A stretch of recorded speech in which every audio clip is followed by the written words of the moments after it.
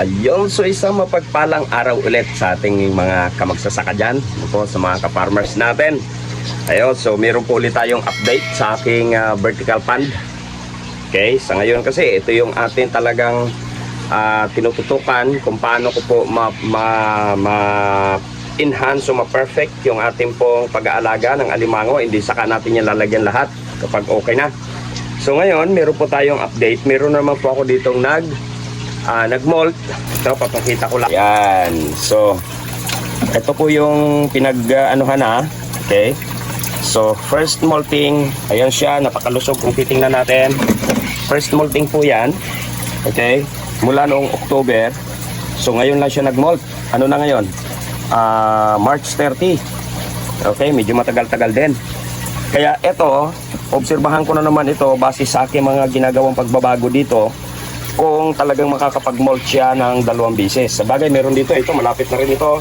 Yan, mga hindi na po kumakain. Mga palatandaan nga pala, no, sa mga bagong, sa mga bagong mag-aalaga. Mga palatandaan po na malapit nang mag-molt ang inyo pong mga alagang alimango kapag hindi na po yan kumakain. No, huwag kayong magtaka. Ayan, ito po, halos 1 linggo na ito na hindi po kumakain ng maayos. Itong, na to. No, na dati napakalakas kumain, at saka ito. No, tsaka to, dating malakas kumain, ayan tingnan nyo, natira pa doon Hindi na po siya kumakain. So mga isang na to, mga isang linggo na siguro to, ilang araw na ito. So yan po yung mga palatandaan na malapit na pong mag-molt ang inyo pong alimango. Okay, so pagka mga ganito, dahil kagabi ito pero matigas na. Ayan. So isang palatandaan, na maganda na po yung, tawag dito, yung parameter talaga ng tubig natin. Unang-una yung calcium, ibig sabihin ngayon ay maganda na po yung calcium kasi kagabi lang po ito nag-molt, kagabi, pero ngayon yung kanyang shell ay makikita natin na matigas na. Hindi pa man ganun katigas, pero hindi katulad ng mga nakaraang araw po kasi ng mga nakaraang nagpapamol tayo, ay minsan inaabot ng 2 to 3 days bago po tumitigas yung kanilang shell, which is dapat dapat 24 or 48 hours po maximum, dapat po matigas na yung shell niya. So isang indikasyon na ang calcium na nakukuha nila ay eksakto, maganda ang calcium, Kaya siguro obserbahan na natin ito dahil sa nakita ko ngayon, hindi katulad dati, So bagay, kasi mapapansin natin na dati pag kinabukasan, kasi kagabi nga lang kinabukasan ay napakalambot hanggang kinabukasan. Mga basta't mga 3 days, minsan pa nga ito, katulad nito, inabot po ng 4 days ito Ewan ko lang kung maging successful itong isa na to. Inabot, hindi, sorry, ito.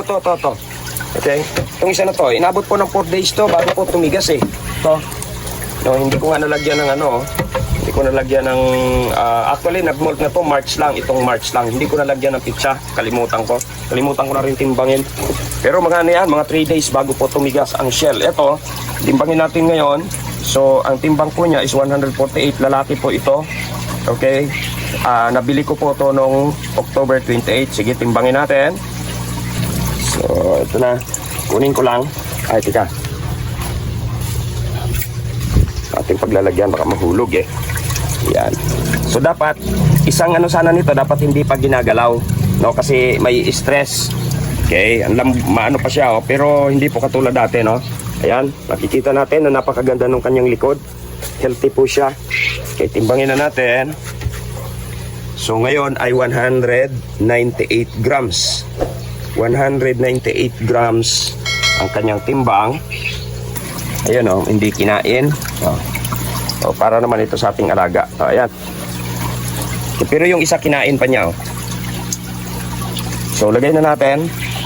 At ikalinisin lang natin muna para hindi na siya ma-stress. Okay, yan. Sa paglilinis naman po, ganito lang, Mainit lang po ako. Yan, ganyan lang ginagawa ko paglilinis. Okay. So, pag alam mong okay na, di okay na yan. So balik na natin ito para hindi siya ma-stress. Okay. Okay. So 198. 50 grams lang ang nadagdag. At least sa loob ng ilang buwan. Sa loob lang po ng ilang buwan. Kaya doon sa ano, minsan doon sa mga nagsasabi na 1 month, 1 month to 2 months. So parang wala yatang naidagdag, ano? Kasi ma-observe natin dito pa lang, no? Makikita natin dito, unless na ang pinakamaganda ay mag-molt siya ng isang bisis. Okay? Kapag nag-molt kasi siya ng isang bisis, medyo ayos po ang kanyang, ang kanyang timbang. Ito katulad nito. Maganda ang naging nito, resulta nito, 184 grams dati. Nung mag-molt po siya ay nag 300 grams. Okay? So katulad nito, 86.86 grams lang. O nung nag-molt, 142 grams. Malalaki ang hindi katulad nito, 50 grams lang ang naidagdag. Okay, sa loob ng ilang buwan. So, imaginein mo yan kung patabain mo lang sa bagay, no, patatabain mo lang, mag-iiba naman ang presyo dahil lalo na kung binili mo sa galing sa mga nanguhuli talaga. So, iba po ang presyo nun isa sa dumaan na ng ahente, ano po. So, makakamura ka talaga. Okay, so yun lang ang aking update sa ating alaga ngayon, no, sa mga sumusubaybay po, no, na unang molt ay successful tayo at sa nakita ko ay medyo maganda, no, medyo maganda ang shell niya ngayon. Hindi siya soft shell na talagang kinabukasan hanggang 3 araw. Ngayon matigas-tigas na po ang kanyang shell. Okay, so yun lang ang ating update ngayon mga kamagsasaka natin dyan na sumusubaybay po sa ating channel para po sa alaga nating alimango. God bless po and bye-bye!